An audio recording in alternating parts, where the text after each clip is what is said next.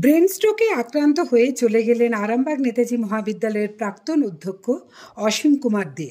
মাত্র ৬৭ বছর বয়সেই চলে গেলেন আরামবাগ নেতাজি মহাবিদ্যালয়ের প্রাক্তন অধ্যক্ষ অসীম কুমার দে।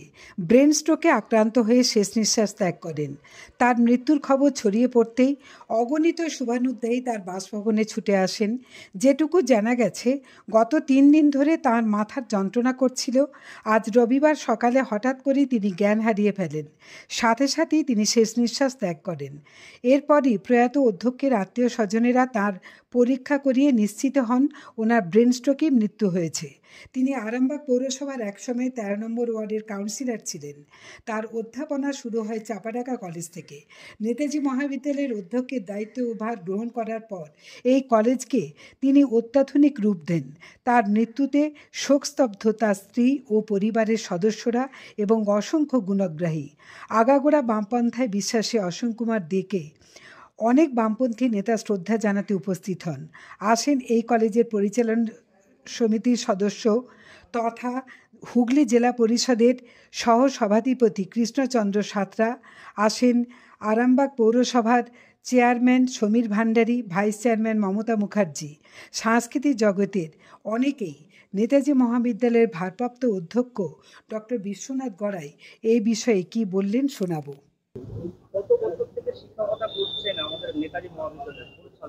নেতাজি মহাবিদ্যালয়ে ওনার প্রথম শিক্ষকতা জীবন নয়। উনি 2003-এর মার্চ মাসে এই কলেজের প্রিন্সিপালের দায়িত্ব নিয়ে দীর্ঘ 20 বছর 8 মাস, প্রায় 21 বছরই ধরুন, উনি অধ্যক্ষের পদে আসীন ছিলেন। বাকি চাকরি জীবন ওনার চাপাডাঙ্গা কলেজে ছিল। রিটায়ার হলেন 31 অক্টোবর 2023।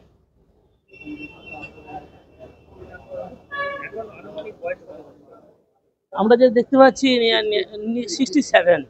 67 চলছে, 66 প্লাস। রিটায়ার করেছেন যেহেতু 23-এ।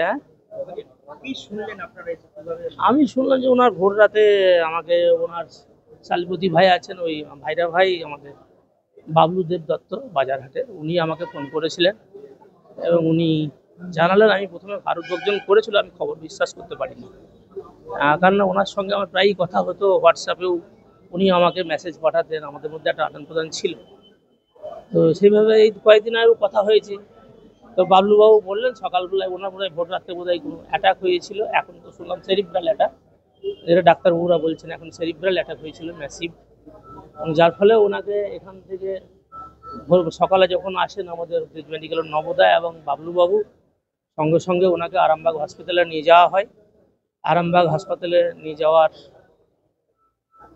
নামানোর সময়, নামাবার আগেই নাকি বা নামিয়েছেন, আর সেই সময় উনি এক্সপায়ার করে গেছেন। তার আগে পর্যন্ত উনি বাড়ি থেকে যখন গেছেন তখন উনি জীবিত ছিলেন, বেঁচে ছিলেন।